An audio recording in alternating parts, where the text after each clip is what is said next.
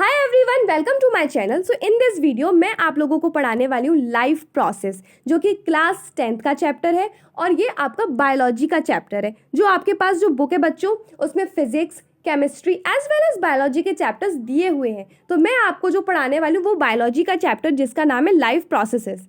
ठीक है, इस वीडियो की खास बात यह है कि इस वीडियो में मैं आप लोगों को ये बताऊंगी सबसे पहले कि देखो जो आपके इंडेक्स क्वेश्चन है, ठीक है, वो पेज नंबर के साथ में आपको बताऊंगी कि कहाँ पे मेंशन है। अगर आप पुरानी बुक में है आपके पास मान लीजिए, तो उसका जो पेज नंबर है वो मैं आपको वीडियो में बताते जाऊंगी 95। और अगर आपके पास न्यू बुक है तो उसका 81 पेज नंबर है। तो कहाँ पे कौन सा क्वेश्चन पूछा गया है, तो मैं अपने नोट्स में क्या करती हूँ बच्चों कि जो इंपॉर्टेंट क्वेश्चन होते हैं उसको मैं इंक्लूड करके चलती हूँ।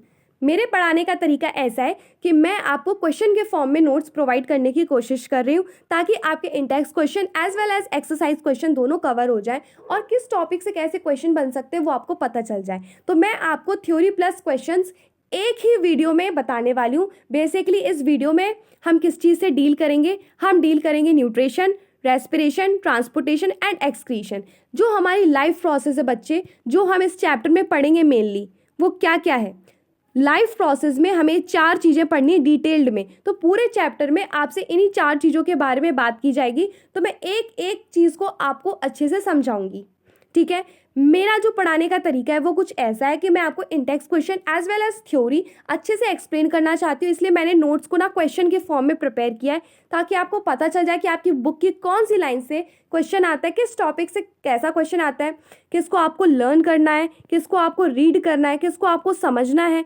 यहाँ पे सब कुछ बताया है मैंने कि क्या इंपॉर्टेंट है, क्या इंपॉर्टेंट नहीं है, किस तरीके से आपको अपनी प्रिपरेशन करनी है, कौन सी क्वेश्चन को आपको कितनी इंपॉर्टेंस देनी है। तो ये सारी की सारी चीज़ें मैं इस वीडियो में कवर करूँगी। ठीक है बच्चों, तो अब मैं इस वीडियो को स्टार्ट कर रही हूँ। अब मैं आप लोगों को पढ़ाऊँगी लाइफ प्रोसेसेस। तो सबसे पहले हमें ये पता होना चाहिए कि हमारे चैप्टर के नाम का मतलब क्या है।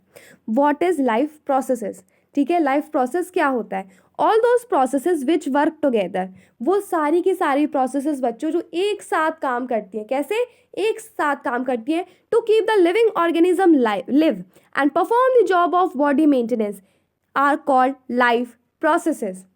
ठीक है, ऐसी प्रोसेसेस बच्चों जो वर्क करती हैं एक साथ और आपकी बॉडी को, जो लिविंग ऑर्गेनिज्म है जैसे कि डॉग है, कैट है, ह्यूमंस है, कोई भी लिविंग ऑर्गेनिज्म का मतलब होता है जो जीवित ऑर्गेनिज्म है, ठीक है, जिंदा। ठीक है, उसको जिंदा कैसे रहता है वो, and perform the job of body maintenance, body के मेंटेनेंस को वो कैसे कर रहा है, इसी को हम लाइफ प्रोसेस बोलते हैं। अभी मैं अच्छे से समझाऊंगी, आपको शायद समझ में नहीं आ रही है डेफिनेशन। देखो, वो सारी प्रोसेसेस बच्चे जो एक साथ मिलकर क्या करती हैं, लिविंग ऑर्गेनिज्म को कैसे जिंदा रखती हैं। लिविंग ऑर्गेनिज्म का मतलब जैसे कि ह्यूमंस हो गए, डॉग हो गया, कैट हो गया, उसे जिंदा रखते हैं और परफॉर्म करते हैं जॉब ऑफ बॉडी मेंटेनेंस। इसी को हम क्या बोलते हैं, लाइफ प्रोसेस बोलते हैं। जैसे कि हमारे पास है न्यूट्रिशन, रेस्पिरेशन, ट्रांसपोर्टेशन, एक्सक्रीशन, ये सारे एग्जाम्पल है लाइफ प्रोसेस के। ये सारी की सारी ऑल दोज प्रोसेसेस, ये सारी की सारी प्रोसेसेस एक साथ काम करेंगी। ठीक है, किसी ने अपना अपना जिम्मेदारी ले लिया सबने, और वे एक साथ मिलकर काम करेंगी और आपको जिंदा रखने में हेल्प करेंगी। मान लो आपका एक्सक्रीशन सिस्टम खराब हो गया, आपकी किडनी खराब हो गई, तो आपकी बॉडी सर्वाइव नहीं कर पाएगी और आपकी डेथ हो जाएगी। अगर आपके रेस्पिरेशन वाले पार्ट में कोई दिक्कत हो गई आपको, तो फिर आप सर्वाइव नहीं कर पाओगे, आपका डेथ हो जाएगी। तो वही चीज़ बोला जा रहा है कि सारी की सारी प्रोसेसेस मिलके टुगेदर आपके साथ, मतलब वर्क टुगेदर, ताकि जो लिविंग ऑर्गेनिज्म, ताकि आप है, कैट है, डॉग है, जो भी है, जो भी लिविंग ऑर्गेनिज्म, वो जिंदा रह पाए और अपनी perform the job of body maintenance, body को मेंटेनेंस दे पाए। ठीक है, आपके, अब देखो आपकी बॉडी है, आपने न्यूट्रिशन ले लिया, ठीक है, आपको खाना मिल गया, अब वो खाना आपकी बॉडी में वेस्ट के रूप में आपको बाहर भी तो निकालना पड़ेगा। अगर मान लो वो वेस्ट जो है वो अगर आपकी बॉडी में ही रहेगा तो आपकी बॉडी को वो हार्मफुल है, वो आपकी बॉडी के लिए, तो वो आपको नुकसान पहुंचाएगा, तो वो बाहर भी जाना चाहिए आपकी बॉडी से। तो ये मेंटेन करके रखता है आपकी जो बॉडी की जो जॉब है। ठीक है, वो सब कुछ बैलेंस करके रखेंगे। तो perform the job of body maintenance, आपकी बॉडी को मेंटेन करके रखेंगे कि आपको किस किस न्यूट्रिशन की ज़रूरत है, किस न्यूट्रिशन की ज़रूरत नहीं है, कौन सी चीज़ आपकी बॉडी के लिए वेस्ट है तो उसको बॉडी से बाहर निकालो, कौन कौन से न्यूट्रिशंस आप खाना खाओगे, फिर उस खाना खाओगे उसके बाद वो बड़े मॉलिक्यूल्स छोटे मॉलिक्यूल्स में ब्रेक होंगे, फिर उससे एनर्जी बनेगी, फिर वो पूरी बॉडी में क्या होगी बच्चों, पूरे बॉडी में ट्रांसपोर्ट होगी और जो चीज़ आपकी बॉडी के लिए वेस्ट है वो आपकी बॉडी से बाहर निकल जाएगी। तो ये सारे के सारे लिविंग जो लाइफ प्रोसेसेस हैं वो ऑल दोज प्रोसेसेस जो एक साथ काम करती हैं आपकी बॉडी को, लिविंग ऑर्गेनिज्म यानी कि आपको जिंदा रखने में मदद करती है, perform the job of body maintenance, आपकी बॉडी को मेंटेन करके रखती है। इसी को हम लाइफ प्रोसेस कहते हैं। अब इन टेक्स्ट क्वेश्चन पूछा गया है आपसे जो कि पेज नंबर 81 पे है, अगर आपकी न्यू बुक है तो। लेकिन अगर आपके पास पुरानी बुक है तो वो बच्चा 95 पे, ठीक है, 95 पेज नंबर पे होगा, ये आपको क्वेश्चन वहाँ पे मिल जाएगा। इन टेक्स्ट क्वेश्चन है तो क्वेश्चन पूछा जा रहा है आपसे कि what processes would you consider initial for maintaining life process. तो इसका आंसर है, देखो 2 तरीके से आपसे क्वेश्चन पूछा जाता है, एक ये और एक ये, ठीक है। अगर आपसे ये पूछा जाएगा तो भी आपको यही सेम आंसर देना है, अगर आपसे ये ऊपर जैसे लिखा हुआ है वैसे पूछा जाएगा तो भी आपको यही आंसर देना है। मेनली आपसे ये पूछ रहा है कि लाइफ प्रोसेसेस बताओ, ठीक है, एग्जाम्पल दो लाइफ प्रोसेसेस का। तो कौन कौन सी लाइफ प्रोसेसेस हैं, कौन कौन है बच्चों, मेरे साथ बोलो। Nutrition, respiration, transportation, excretion. और मेनली इन्हीं के ऊपर पूरा चैप्टर है, मतलब पूरे पर्टिकुलर चैप्टर में आपको ये 4 चीज़ें ही पढ़नी है। तो और लाइफ प्रोसेसेस नहीं होती हैं बच्चों, बहुत सारी लाइफ प्रोसेस होती हैं, बहुत बहुत बहुत सारी होती हैं, लेकिन जो आपको मेनली जो स्टडी करनी है वो ये 4 हैं, ठीक है। अब आपकी जो इंटेक्स क्वेश्चन है, ठीक है, अब यहाँ इंटेक्स क्वेश्चन की बारी आई है बच्चों। पेज नंबर 81 पे पूछा गया, अगर आपकी न्यू बुक है तो, लेकिन अगर आपकी पुरानी बुक है तो 95 पेज नंबर पे आपको ये वाला क्वेश्चन मिल जाएगा, ठीक है। आपसे क्वेश्चन में पूछा जा रहा है why is diffusion insufficient to meet the oxygen requirements of multi cellular organism like human. जो ह्यूमंस होते हैं ना बच्चों वो मल्टी सेलुलर ऑर्गेनिज्म होते हैं। मल्टी सेलुलर ऑर्गेनिज्म का मतलब होता है जो बहुत सारे सेल से बने हुए, मिलियंस ट्रिलियंस इतने सारे सेल से मिलकर बने हुए हैं, जैसे कि ह्यूमंस, ओके। तो ये क्वेश्चन आपका इंटेक्स क्वेश्चन है पेज नंबर 81 पे। फिर से बता रही हूँ, अगर आपकी पुरानी बुक है तो वो पेज नंबर 95 पे आपको ये वाला क्वेश्चन मिल जाएगा। तो इसका आंसर है कि जो मल्टी सेलुलर ऑर्गेनिजम्स होते हैं जैसे कि human, all the body cells are not in direct contact with the surrounding environment. Surrounding environment के साथ सारे बॉडी के सेल्स जो होते हैं वो डायरेक्ट कॉन्टेक्ट में नहीं होते, इस वजह से उनमें डिफ्यूजन नहीं हो सकता है। डिफ्यूजन यानी कि सिंपली एक्सचेंज हो जाना हाई कंसंट्रेशन से लो कंसंट्रेशन में। मान लो ये कोई लोअर ऑर्गेनिज्म है, ठीक है, जैसे कि यहाँ पे आपसे दूसरा क्वेश्चन पूछा गया है। ये क्वेश्चन कई बार बोर्ड्स में पहले आ चुका है बच्चों।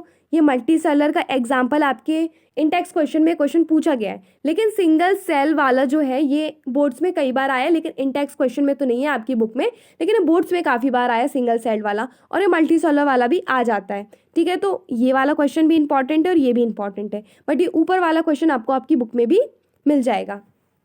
मैं दोनों क्वेश्चंस को एक साथ रिलेट करके समझाऊंगी।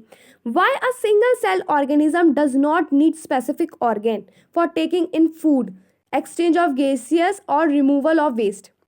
तो इसका क्वेश्चन पूछ रहा है जो सिंगल सेल ऑर्गेनिज्म होता है, सिंगल सेल ऑर्गेनिज्म का मतलब होता है यूनिसेलुलर ऑर्गेनिज्म। मेरे बच्चों क्या होता है यूनिसेलुलर ऑर्गेनिज्म, इसका मतलब होता है जो एक सेल से बना हुआ हो, जैसे कि अमीबा। अमीबा जो होता है बच्चों वो एक सेल का बना हुआ होता है, ठीक है। Does not need specific organ, उसे कोई ऑर्गन की जरूरत नहीं है। जब आप न्यूट्रिशन इन अमीबा पढ़ोगे आगे इसी चैप्टर में, लाइफ प्रोसेसेस वाले चैप्टर में, तो आपको पता चलेगा कि उसे अलग अलग ऑर्गन की ज़रूरत नहीं है। लेकिन हम ह्यूमन हैं, हम कैसे मल्टी सेलुलर हैं, तो हमें हर जो हमारी बॉडी को काम करना है उसके लिए हमें अलग अलग ऑर्गन की ज़रूरत है। जैसे कि एक्सक्रीशन के लिए हमें किडनी की ज़रूरत है, क्योंकि हम मल्टी सेलुलर ऑर्गेनिज्म है, तो हमारा जो स्पेसिफिक वर्क है ना वो स्पेसिफिक ऑर्गन परफॉर्म करेगा। लेकिन ये जो अमीबा होता है ना बच्चों वो सिंगल सेल ऑर्गेनिज्म है, तो इसे स्पेसिफिक वर्क करने के लिए स्पेसिफिक ऑर्गन की ज़रूरत नहीं है, इसे किडनी की कोई ज़रूरत नहीं है, ये अपनी बॉडी सरफेस से ही कर लेता है सब कुछ, ठीक है। देखो कैसे, ये है हमारा मान लो अमीबा, ठीक है, ये हो गया उसका न्यूक्लियस, ये कैसा सिंगल सेल है, एक सेल से बना हुआ है, ये हमारा अमीबा है।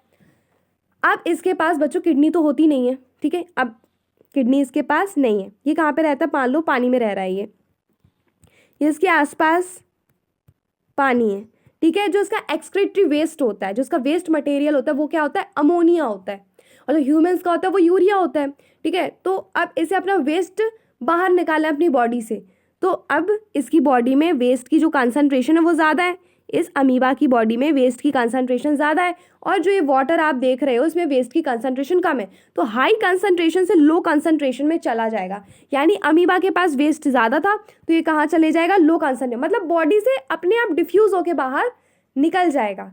समझियो, अपने आप डिफ्यूज़ होके निकल जाएगा। स्पेसिफिक ऑर्गन की ज़रूरत नहीं है, जैसे कि ह्यूमंस को किडनी की ज़रूरत है, इसको कोई ज़रूरत नहीं है। ठीक है, सिंपली ये अपनी बॉडी से डिफ्यूज़न की हेल्प से बाहर निकाल देगा। ये ऐसे ही अपनी बॉडी के सारे काम कर लेता है, ऐसे स्पेसिफिक ऑर्गन की ज़रूरत नहीं है। लेकिन जब मैं बात करती हूँ किसकी, ह्यूमंस की, तो हमें स्पेसिफिक ऑर्गेनिज्म, स्पेसिफिक किसकी ज़रूरत होती है, ऑर्गन की ज़रूरत होती है, क्योंकि हम मल्टी सेलुलर हैं बच्चों।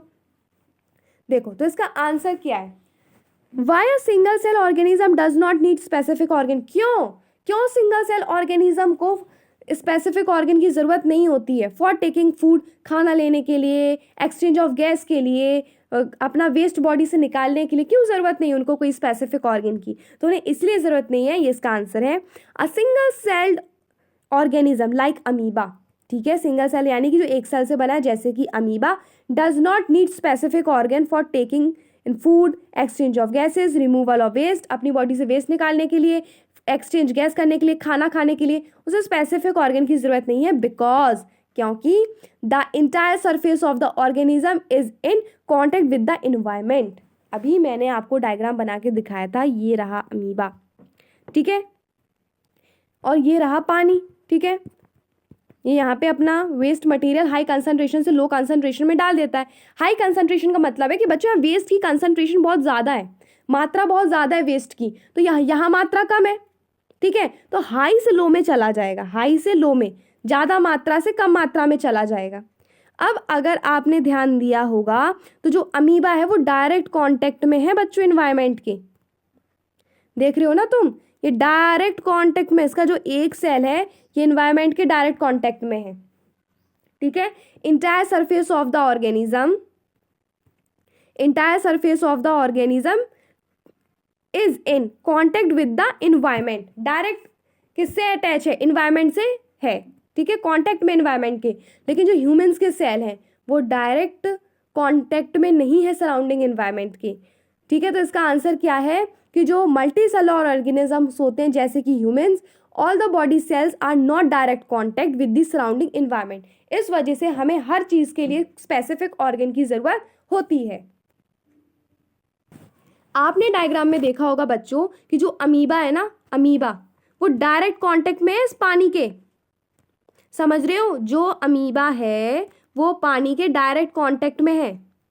ये रहा अमीबा, ठीक है, और ये रहा पानी जहाँ पे वो रहता है, तो वो इस पानी के डायरेक्ट कांटेक्ट में है, यानी कि ये अपने सराउंडिंग के डायरेक्ट कांटेक्ट में है, तो इसकी बॉडी डिफ्यूजन कर लेती है। ठीक है, लेकिन अब हमारे सारे, हम तो इतने सारे सेल से बने हुए, हम तो बहुत सारे सेल से बने हुए हैं ना, बहुत सारे सेल से बने हुए, तो हमारी बॉडी के सारे सेल्स डायरेक्ट कांटेक्ट में नहीं है बच्चे, ये कहाँ आप इन्वायरमेंट से कांटेक्ट में नहीं है। लेकिन जो अमीबा है, ठीक है, जो अमीबा है ये इन्वायरमेंट के डायरेक्ट कांटेक्ट में है।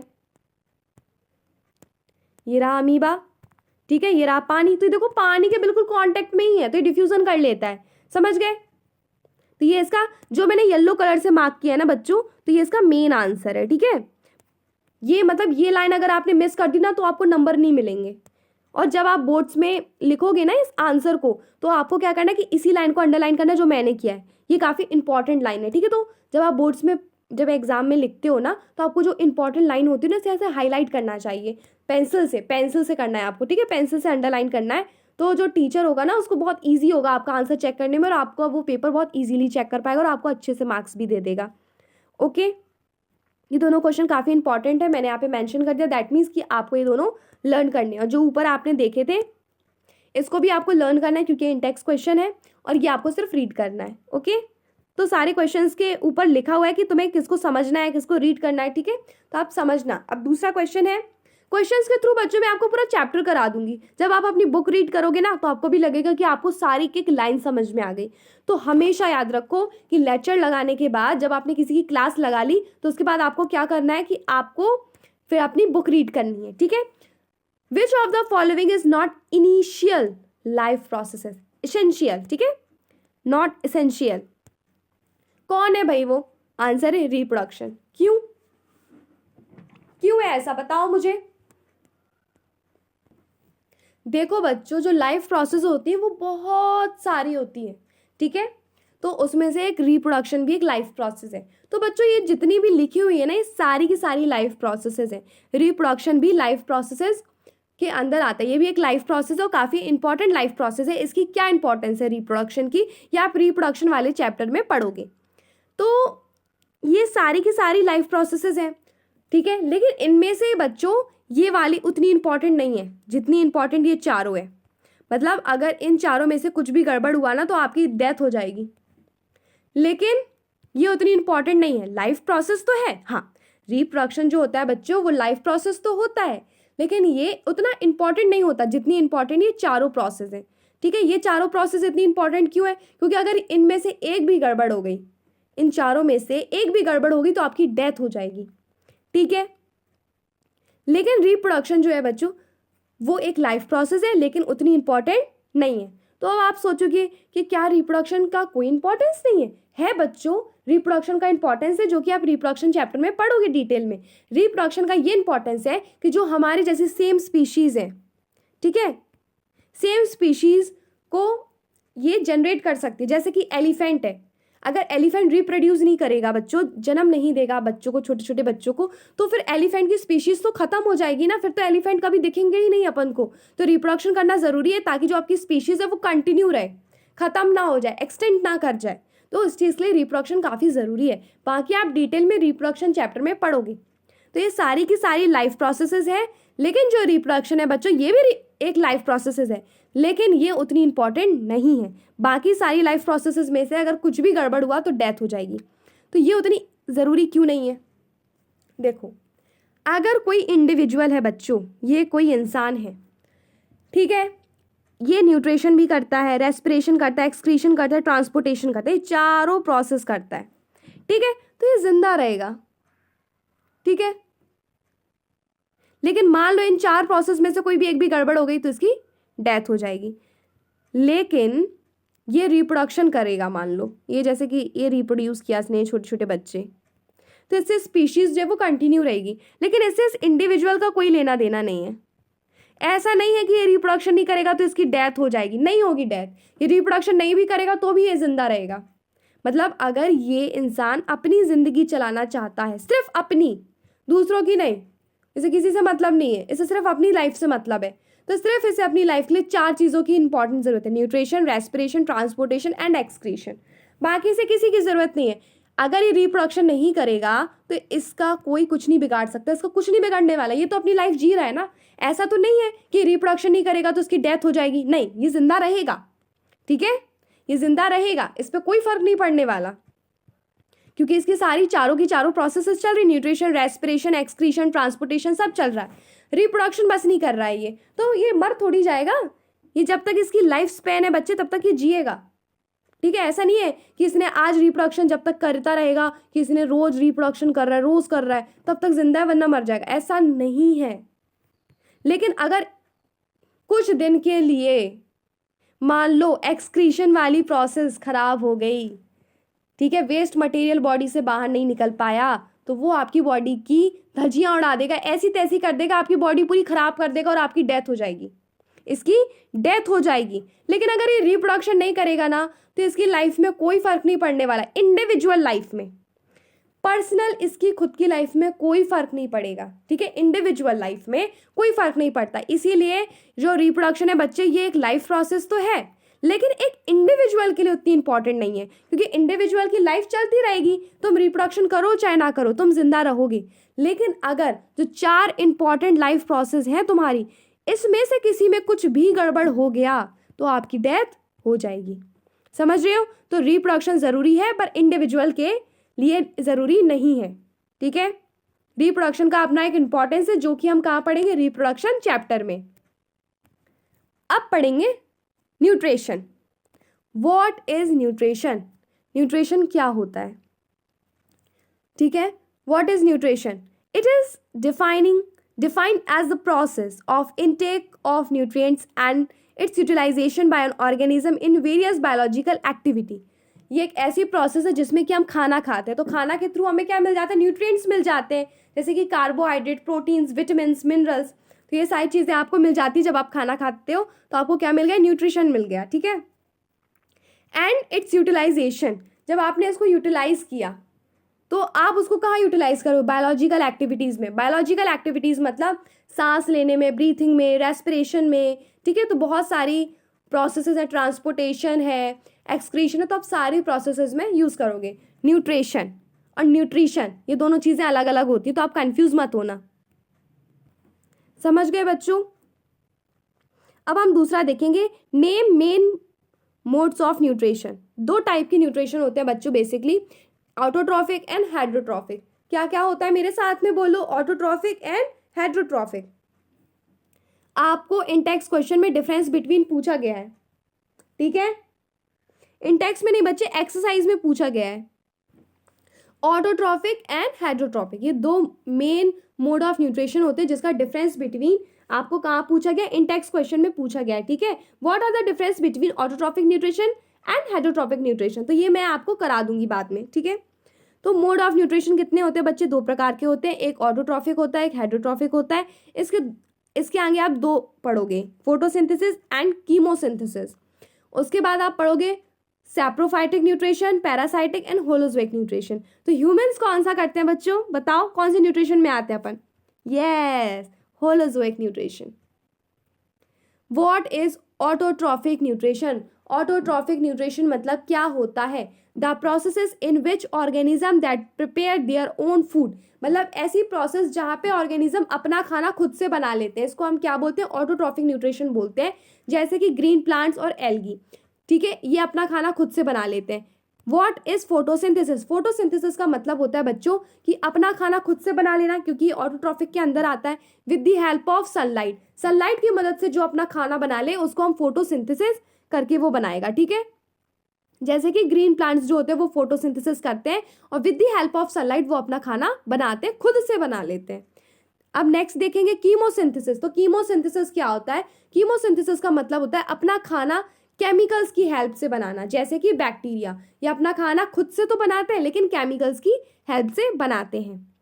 ऑटोट्रॉफिक वो ऑर्गेनिज्म होते हैं जो अपना खाना खुद बना लेते हैं। हेड्रोट्रॉफिक वो ऑर्गेनिजम्स होते हैं जो दूसरों पे डिपेंड होते हैं अपने खाने के लिए, जैसे कि ह्यूमंस की कोई बना दे तो हम ले लेंगे प्लांट से और खा लेंगे। इसके बाद ऑटोट्रॉफिक में फर्दर हम पढ़ते हैं फोटोसिंथेसिस एंड कीमोसिंथेसिस। फोटोसिंथेसिस का मतलब कि अपना खाना खुद से तो बनाएंगे लेकिन with the help of sunlight, और कीमोसिंथेसिस का मतलब होता है कि खाना खुद से तो बनाएंगे लेकिन with the help of chemicals. अब हम देखेंगे हेड्रोट्रॉफिक न्यूट्रिशन क्या होता है, the process in which organism that are dependent on other organism for food. जैसे कि जो ह्यूमंस होते हैं ना वो प्लांट्स के ऊपर डिपेंड करते हैं कि हम इनसे खाना लेंगे और फिर खाएंगे, जैसे कि एनिमल्स एंड फंजाई, ये सब क्या है, हेड्रोट्रॉफिक न्यूट्रिशन करते हैं, इंक्लूडिंग ह्यूमंस ऑल्सो। ये क्या करते हैं, डिपेंड रहते हैं अदर ऑर्गेनिज्म के ऊपर अपने खाने के लिए। अब पैरासाइटिक न्यूट्रिशन क्या होता है, the process in which organism that are obtain nutrition by living और इनसाइड द होस्ट। ठीक है, ये काफ़ी इंपॉर्टेंट लाइन है जो मैंने अभी मार्क कर दी है। तो ये अपना जो खाना होता है ना वो लिविंग ऑर्गेनिज्म से अपना खाना लेते हैं, ठीक है। लिविंग ऑर्गेनिज्म से खाना लेते हैं, या तो वो उसके ऊपर रहते हैं, ठीक है, या तो वो उसके अंदर रहते हैं। मान लो ये तुम हो, ठीक है, कोई भी है, कोई भी इंसान है, ठीक है, इसके हेयर है ब्लैक ब्लैक एकदम प्यारे प्यारे हेयर बना देती हूँ मैं, ठीक है। इसको हो गए जुए, क्या हो गया, उसको जुए हो गए इसके हेयर में, ये ब्लू कलर का जुए हैं, ठीक है, इसको जुए हो गए। तो आप क्या हो जाओगे, ये जो मैंने रेड कलर से कोई इंसान बनाया है ये क्या हो जाएगा, होस्ट, इसको होस्ट बोलेंगे। ये क्या है, होस्ट। और ये जो जुए हैं ये क्या कर रहे हैं, यहाँ पे पैरासाइटिक न्यूट्रिशन ले रहे हैं, ठीक है। तो ये होता है पैरासाइटिक न्यूट्रिशन का मतलब, या तो वो आपकी बॉडी के अंदर रहते हैं या तो आपकी बॉडी के ऊपर रहते हैं और अपना न्यूट्रिशन लेते हैं, जैसे कि टेपवॉर्म, लाइज मतलब जुए। टेपवॉर्म कहाँ होता है बच्चों, आपकी स्मॉल इंटेस्टाइन में होता है, ठीक है। आप जो खाना खाते हो ना तो ये आपका खाना चोरी करके खा लेता है, ठीक है। आपने डाइजेस्टिव जूस वगैरह निकाल के आपने पूरा फूड डाइजेस्ट कर लिया, जो डाइजेस्टेड फूड होता है, पचा हुआ खाना होता है, वो टेपवॉर्म ले लेता है, ठीक है। आपकी स्मॉल इंटेस्टाइन ये इनसाइड रहता है, इनसाइड द होस्ट। अगर ये कोई इंसान है और इसके पेट के अंदर स्मॉल इंटेस्टाइन होगा, वहाँ पे टेपवर्म है, यानी कि वो इनसाइड रह रहा है होस्ट के। ये जो बच्चा मैंने बनाया है ये क्या है, होस्ट, ठीक है, और इसके पेट के अंदर रह रहा है यानी कि वो इनसाइड रह रहा है। और अगर इसके सर के ऊपर हो रहा है यानी कि आउटसाइड हो रहा है, ये क्या है, जुए। Next, what is saprophytic nutrition? Saprotrophic nutrition क्या होता है? जल्दी जल्दी बताओ, आपने छोटी क्लासेस में भी पढ़ा होगा, ठीक है। What is saprophytic nutrition? तो ऐसा प्रोसेस, ठीक है, जहाँ पे न्यूट्रिशन कैसे लेते हैं, from dead and decaying matter. ये लाइन बहुत इंपॉर्टेंट है, आप इसको मार्क करोगे ऐसे, ठीक है। जैसे कि ब्रेड माउल्ड, ओके, इसका एग्जाम्पल है। मतलब जो सड़ी हुई चीज़ें हैं, सड़ी हुई चीज़ों में से अपना न्यूट्रिशन लेते हैं। जैसे कि ब्रेड है, वही वाला ब्रेड जो चाय में खाते हो, हाँ वही वाला, उसमें ये मान लो फंजाई लग गई, ग्रीन ग्रीन जिसे फफूंदी बोलते हो, यस, फफूंदी लग गई, खराब हो गया, यानी कि ये जो फफूंदी लगे कैसे, सैप्रोफाइटिक न्यूट्रिशन ले रहा है आप यहाँ से, okay. What is holozoic nutrition? इसको आपको लर्न करना है, ठीक है। यहाँ पे भी मैंने लर्न लिखा है, और इसमें इंपॉर्टेंट लाइन कौन सी है आप मार्क कर लेना। इसे मैंने मार्क नहीं किया, ये इंपॉर्टेंट है, और इस वाले में ये इंपॉर्टेंट है। जब आपसे अगर कोई क्वेश्चन में पूछेगा और आप जब आंसर में लिखोगे तो ये लाइन पेंसिल से मार्क कर देना, जो मैंने अभी ग्रीन कलर से मार्क किया है, okay. What is holozoic nutrition? The mode of nutrition in which organism that follow 5 steps in sequence. जब आपसे पूछा जाएगा कि होलोजोइक न्यूट्रिशन क्या होता है, तो उसमें 5 स्टेप जो होते हैं सीक्वेंस में फॉलो होते हैं। कौन कौन से? इंजेशन, डाइजेशन, एब्जॉर्प्शन, ठीक है। तो इसमें देखो मेन चीज़ बच्चों क्या है कि जैसे फर्स्ट पोजीशन पे लिखा है ना, तो ये फर्स्ट पे ही लिखना होगा। ये नहीं कि आप इसको लास्ट में डाल दो, नहीं नहीं, ऐसा नहीं होगा। ये फर्स्ट नंबर पे तो फर्स्ट पे ही होगा, ये सेकंड नंबर पे लिखा है तो सेकंड नंबर पे ही लिखना होगा, ये थर्ड नंबर पे लिखा है तो आपको थर्ड नंबर पे ही लिखना होगा, ठीक है। तो ये पांचों के 5 आपको सीक्वेंस में याद होना चाहिए, ठीक है। Ingestion, digestion, absorption, assimilation and egestion, ये 5 आपको याद होना चाहिए। इंजेशन मतलब क्या होता है? The process of taking food inside body, ठीक है। आपने खाना अपने मुंह में डाला, ठीक है, जो रोटी का कौरा है वो आपने अपने मुंह में डाला, तो इंजेशन। डाइजेशन क्या होगा बच्चों? डाइजेशन क्या होगा बताओ मुझे? Digestion the process of converting, जो आपने खाना खा लिया उसको स्मॉलर मॉलिक्यूल्स में कन्वर्ट करना, ठीक है, और उसमें से इंपॉर्टेंट न्यूट्रिएंट्स को निकाल लेना। जैसे कि आपने जो खाया, तो वैसे तो आप बच्चे दांत से चबा के खाओगे तो छोटे छोटे हो जाते हैं, लेकिन फिर भी और छोटा करना पड़ता है। तो बहुत सारे एंजाइम्स होते हैं आपके पास, डाइजेस्टिव जूसेस होते हैं जो ऐसे खूब बड़े बड़े खाने को ऐसे छोटे छोटे उसमें टुकड़ों में तोड़ देते हैं, और फिर इसको एब्जॉर्ब इतना छोटा छोटा करना होता है कि वो ब्लड में मिक्स हो सके, है ना, ब्लड के थ्रू आप यानी कि ट्रांसपोर्ट कर सको दूसरे बॉडी पार्ट में। तो बहुत छोटा होना चाहिए। ऐसा तो नहीं है कि आपके हाथ में चोट लग गई तो वहाँ से राइस निकलने लगे क्योंकि आपने राइस खाया था, ऐसा नहीं होता है कि आपके ब्लड में से राइस निकलने लगे, आपने राइस खाया आपको चोट लग गई तो ऐसा नहीं होगा। आपका जो खाना होता है ना बच्चों, वो इतना स्मॉल पार्टिकल्स में होता है ताकि वो ब्लड से अच्छे से ट्रांसपोर्ट हो पाए, ठीक है, बहुत छोटे छोटे पार्ट्स में हो जाता है, समझ गए। अब एब्जॉर्प्शन, अब आपने खाना तो खा लिया, ठीक है, the process of distribution of digested food to body parts, ठीक है, पार्ट्स लिखा हुआ है, ये क्या लिखा हुआ है बच्चों? पार्ट्स लिखा हुआ है। तो आपने जो खाना खा लिया अब उसको आप क्या करोगे? डिस्ट्रीब्यूट करोगे। इसमें तो आपने रोटी का जो टुकड़ा है वो तोड़ा और अपने माउथ में रख लिया, ठीक है, आपने फिर डाइजेशन स्टार्ट हो गया। डाइजेशन बच्चों माउथ से ही स्टार्ट हो जाता है। जो आपका सलाइवा होता है ना, आपकी लार जो होती है वो 30% कार्बोहाइड्रेट को वहाँ पे डाइजेस्ट कर देती है। तो वहाँ से आपका डाइजेशन स्टार्ट हुआ, आपने बड़े बड़े मॉलिक्यूल्स को छोटे छोटे मॉलिक्यूल्स में ब्रेक डाउन किया। पूरा जब डाइजेशन खत्म होते होते होते आप जब स्मॉल इंटेस्टाइन तक पहुँच गए तो वहाँ तक डाइजेशन होता रहा। फिर एब्जॉर्प्शन होगा, जो स्मॉल इंटेस्टाइन में विलाई होती है वो पूरा का पूरा जो न्यूट्रिशन है आपका ले लेगी, ठीक है, और पूरी बॉडी में डिस्ट्रीब्यूट किया जाएगा। फिर होगा एसिमिलेशन। इसमें क्या होगा कि जो आपने अभी न्यूट्रिशन लिया है उसको आपकी ग्रोथ में लगाया जाएगा, आप रिपेयर करने में लगाया जाएगा, नए सेल्स बनाने में लगाया जाएगा। मान लो आपने गर्म चाय पी ली तो आपकी जो टंग होगी, जो आपकी जीभ होगी, उसके सेल तो जल गए, लेकिन वो देखना जैसे आज आपकी अगर जीभ जली ना तो कल जब आप सो के उठोगे सुबह तो वो न्यू सेल्स बन गए होंगे, ठीक है, वहाँ पे सेल्स फिर दोबारा बन जाते हैं, आपको चोट लग जाती है। तो ऐसा तो नहीं कि हमेशा वहाँ कट का निशान होता है, बाद में वो आपकी बॉडी जो है रिपेयर कर देती है और फिर वो बॉडी पहले जैसी हो जाती है। एजेशन, एजेशन यानी कि अब आपने खाना खा लिया, न्यूट्रिशन भी ले लिया, ठीक है, और उसको फिर जो वेस्ट है उसको अब आपको अपनी बॉडी से निकालना पड़ेगा ना, तो वेस्ट को निकालने को एजेशन बोलते हैं। एक्सक्रीशन और एजेशन में डिफरेंस होता है, न्यूट्रिशन एंड न्यूट्रिएंट्स में भी डिफरेंस होता है, ठीक है। What, right the example of holozoic nutrition. कौन कौन होलोजोइक न्यूट्रिशन करता है? ह्यूमन, डॉग, अमीबा, ठीक है। आप कुछ बच्चे पूछोगे कि मैम मैंने सीक्वेंस में ही क्यों लिखूं? अरे बच्चे, से आप सीक्वेंस में इसलिए लिखोगे क्योंकि आप सबसे पहले माउथ में खाना डालोगे, डायरेक्ट डाइजेशन थोड़ी होने लगेगा। ऐसा थोड़ी होगा कि आपने खाना ही नहीं खाया और आपका जो न्यूट्रिशन है वो ग्रोथ और रिपेयर में चला जाए, तो आपको सीक्वेंस में लिखना पड़ेगा। समझ गए? आगे बढ़ते हैं। यहाँ पे एक्स्ट्रा ज्ञान दिया हुआ है, आपने अभी पैरासाइटिक न्यूट्रिशन पढ़ा था, है ना, जिसमें मैंने आपको जुए का एग्जाम्पल दिया था ऐसे बच्चे बना के। तो ये एक्टो पैरासाइट और एंडो पैरासाइट होता है। इसके दो प्रकार हैं जो कि एक्स्ट्रा ज्ञान है, आप स्किप कर सकते हो वीडियो यहाँ से, ठीक है। These are the parasite which live on the outside of the host. Host side जो होस्ट है, होस्ट कौन है? ये बच्चा जो है ये होस्ट है, इसकी आउटसाइड द बॉडी रह रहे हैं, यानी कि हेयर में। जुए हो गए तो ये आउटसाइड द बॉडी है ना, बच्चा है वो होस्ट है, आउटसाइड द बॉडी है इसको जुए, जुए बाहर है उसके बॉडी से, तो ये क्या हो जाएगा? एक्टो पैरासाइट हो जाएगा। एंडो, एंडो यानी अंदर, पैरासाइटिक न्यूट्रिशन तो बॉडी के अंदर, ठीक है, जैसे कि प्लाज्मोडियम, या फिर आप टेप वॉर्म भी देख सकते हो। टेप वॉर्म बच्चों की स्मॉल इंटेस्टाइन में होता है, ठीक है।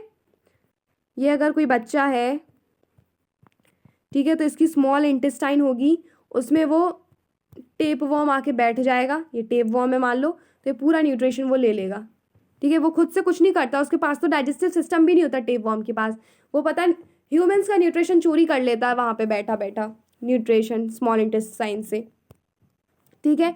Types of holozoic nutrition, holozoic nutrition का टाइप आपको मैं बता रही हूँ क्या क्या है। ये बच्चों आप लोगों ने क्लास 6 में पढ़ा होगा, है ना, हार्बीवोर्स, कार्निवोर्स, ओमनीवोर्स, ये भी अपना 5 स्टेप्स में क्या लेते हैं बच्चों? फूड लेते हैं, ओके। हार्बीवोर्स का मतलब होता है कि वो क्या खाते हैं? वो सिर्फ प्लांट्स को लेते हैं, ठीक है, प्लांट्स को खाते हैं, ठीक है।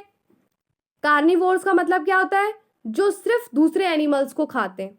ओमनीवोर्स का मतलब होता है जो कुछ भी खा लेते हैं, वो कहते हैं मैं प्लांट्स भी खा लूंगा और मैं एनिमल्स भी, कुछ भी चलेगा मेरे को। हार्बीवोर्स यानी कि वो कह रहा है देखो सिर्फ मैं प्लांट्स वाली चीजें खाता हूँ, ठीक है, नॉनवेज वाली कोई बात नहीं है। कार्निवोर्स कहता है मैं देखो अदर एनिमल्स को खाता हूँ। ओमनीवोर्स बोलता है मैं कुछ भी खा सकता हूँ, मैं प्लांट्स भी ले सकता हूँ, मैं एनिमल्स भी ले सकता हूँ। तो animals that eat plant is called herbivores, जो सिर्फ प्लांट खाते हैं वो हार्बीवोर्स होते हैं, जैसे कि काऊ, गोट, डियर। कार्निवोर्स का मतलब होता है बच्चों कि ऐसे एनिमल्स जो खाते हैं दूसरे एनिमल्स को, उसको कार्निवोर कहते हैं, जैसे कि लॉयन, टाइगर। ओमनीवोर्स का मतलब होता है जो कि प्लांट को खाते हैं या फिर एनिमल, दोनों को खाते हैं, ठीक है, दोनों में से उनको कोई भी चलेगा, आप कुछ भी परोस दो उनको वो खा लेंगे, इज कॉल्ड ओमनीवोर, जैसे कि डॉग एंड कैट, ओके। बच्चों मैं आप लोगों को एक मजे की बात बताऊं, जो हाउस फ्लाई होती है, हाउस फ्लाई यानी कि मक्खी, वो पता है आपको न्यूट्रिशन कैसे लेती है?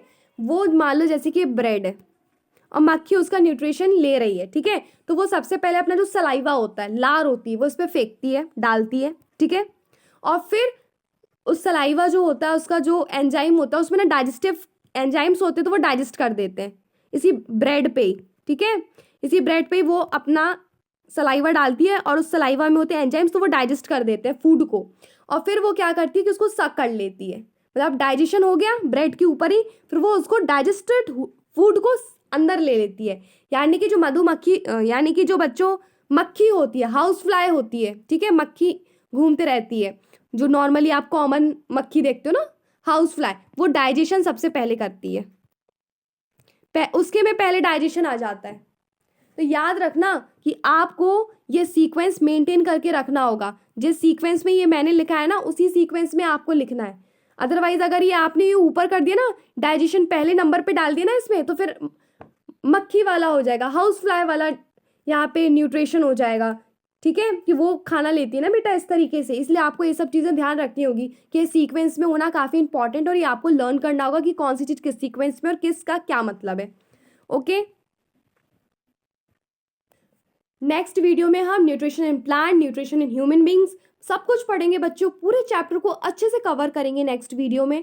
ठीक है, मिलते हैं नेक्स्ट वीडियो में। Thank you for watching.